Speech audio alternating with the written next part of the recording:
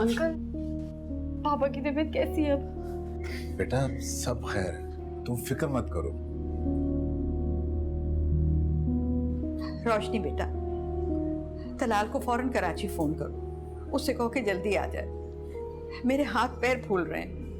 मेरी बात हो गई है, सर्जन तलाल पिंडी आ रहे हैं, आप बिल्कुल फिक्र मत करें।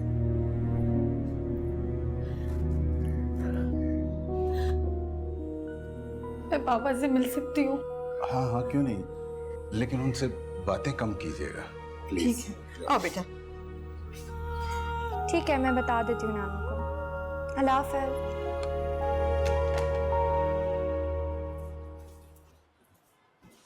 नानो, वो लाली का फोन आया था अभी। वो कह रही थी कि उनकी सास और सैफी भाई सिकंदर विल आएंगे। ये लाली भी अजीब मेरे गले में फंदा डाल के चली गई है। क्यों? खैरियत? वैसे वो लोग आ क्यों रहे? अरे वही, उसका देवर नहीं है मोहिब, उसके रिश्ते के सिलसिले में। और उधर मुझे अलग असद की परेशानी हो रही है। असद अंकल को क्या हुआ? बेटा उसकी तबीयत बिगड़ गई है, बस अल्लाह रहम करे। ऐसा करो तुम बेटा मुझे पानी पिला दो। अच्छा।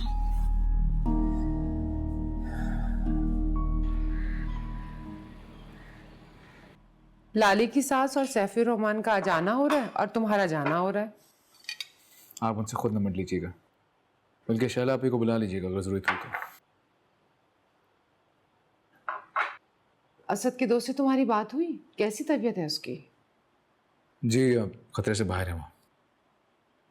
मैं रात से आमना आपा को फोन कर रही हूँ, लेकिन उनके घर से कोई फोन ही नहीं उठा रहा। मुझे लगता है खबर हो गई होगी उनको, हॉस्पिटल गई होंगी। मैं पिंडी पहुंच के आपकी बात करवा दूंगा।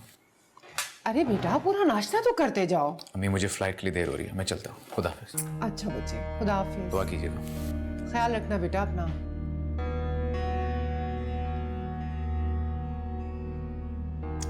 आपकी चाय। Thank you.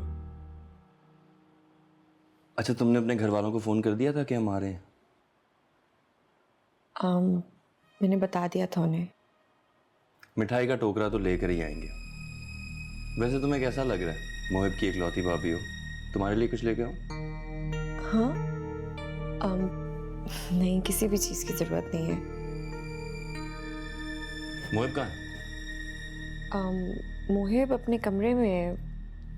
अच्छा चलो, तुम ऐसा करो, आराम कर लो। मैं तानिया को कहता हूँ तुम्हारा ख्याल रख ले।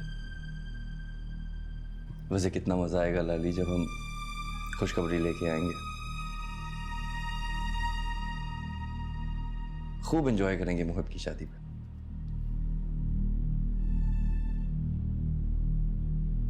चलो मैं चलता हूँ, ठीक है? अल्लाह हाफ़िज़। ओके।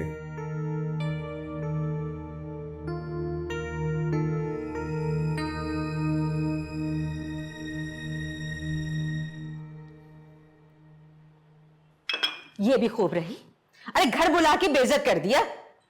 देख लिया सैफी, तुम्हारे ससुराल में तुम्हारी कितनी इज्जत और तकरीम है। आपको गलतफहमी हुई है। 2-3 साल पहले रिश्ता तय हुआ था। अगर नई नई बात होती तो मैं रिश्ता खत्म कर देती। अच्छा छोड़ो बीबी, ये दिल परचाने के झूठे तरीके। बगल में छुरी और मुंह पे राम राम। अगर इतनी ही पुरानी बात थी तो लाला रुख के इल्म में नहीं थी क्या? दरअसल हमने कोई रस्म वगैरह तो की नहीं थी, इसीलिए ये बात जहन में नहीं आई। आप बैठिए ना, खुर्रम आता होगा। हाय, अब कितने और इज्जत के डोंगे बरसाने बाकी हैं? जितनी दे दी बहुत है। ऐ सैफी चल, अब क्या रात सारी यहाँ गुजारोगे? चलो निकलो। आप रहने दो, बहुत देख लिया। चलो।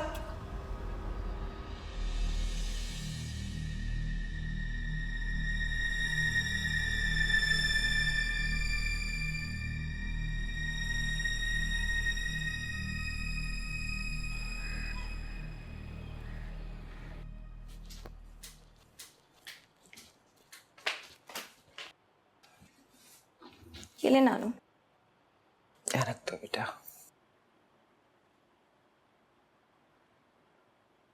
तलाल मामू को भी आज ही जाना था, पता नहीं खुर्रम मामू भी कहाँ रह गए।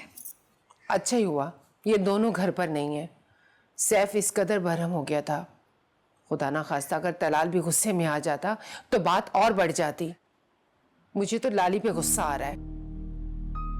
अगर उसमें जरा सी भी अकल होती ना तो नौबत यहां तक ना पहुंचती, उससे पहले ही मना कर देती। नानू, मुझे लगता है कि लाली अपनी सास से बहुत डरती हैं। डरती है? अरे वो तो चूहे के बच्चे से भी डरती है। उसकी बुजदिली की वजह से तो ये दिन देखने पड़ रहे हैं। खुदा जाने अब उस पे क्या ताप नासिल हो रहा होगा। सुन यारा